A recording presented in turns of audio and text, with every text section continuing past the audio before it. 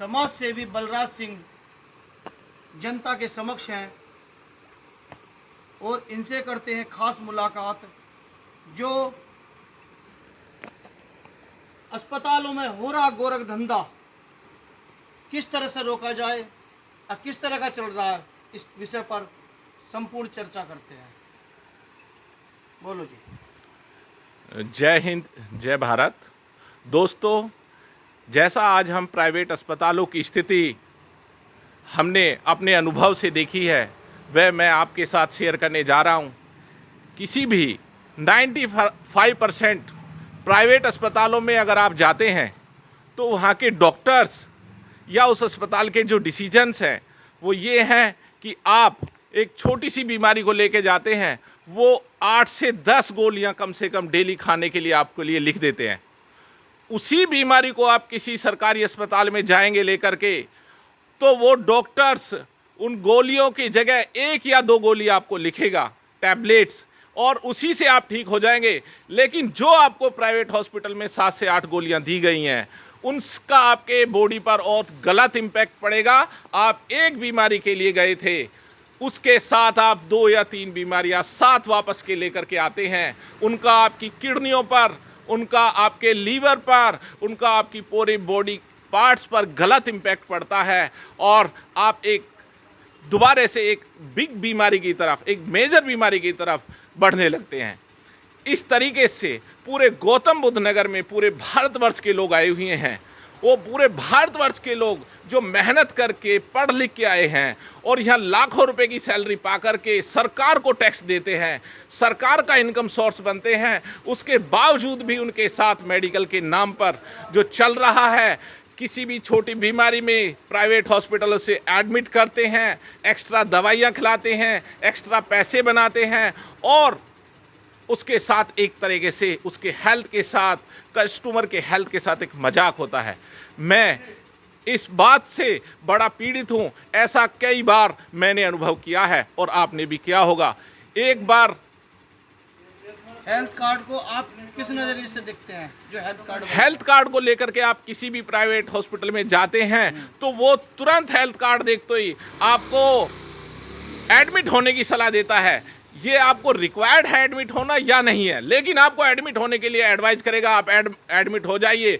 फिर आपको उससे कंपनी से पैसा लेने के लिए एक्स्ट्रा दवाई खिलाएगा, एक्स्ट्रा आपके टेस्ट कराएगा और आपको 1-2 बीमारी एक्स्ट्रा बताएंगे जिससे आप उसमें एडमिट हों और आप उसको पूरा पैसा दे सकें। उन बीमारियों में एक्स्ट्रा बीमारी कुछ ना कुछ आपको ज़रूर वो दिखाएंगे।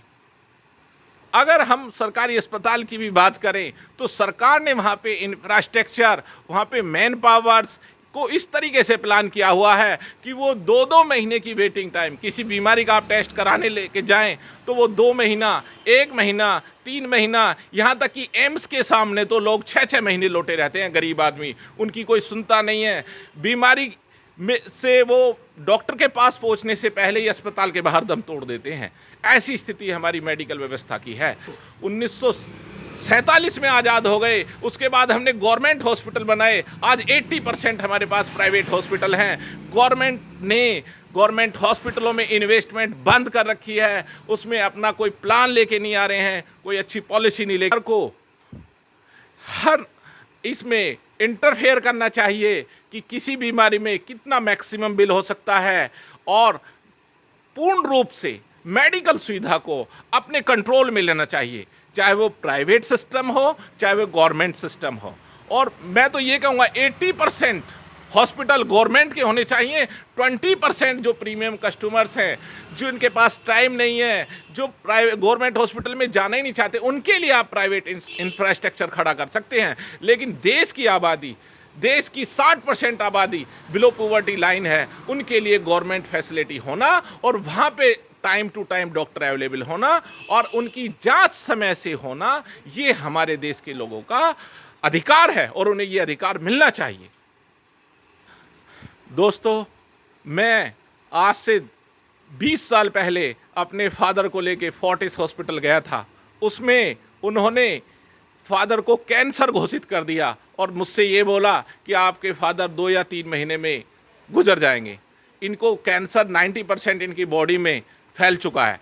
तो फादर ने कहा, पूछा कि कैंसर किस तरीके का है, उन्होंने उसे बॉर्न कैंसर बताया, लेकिन फादर ने उसे एक्सेप्ट नहीं किया और वहाँ से डिस्चार्ज ले लिया।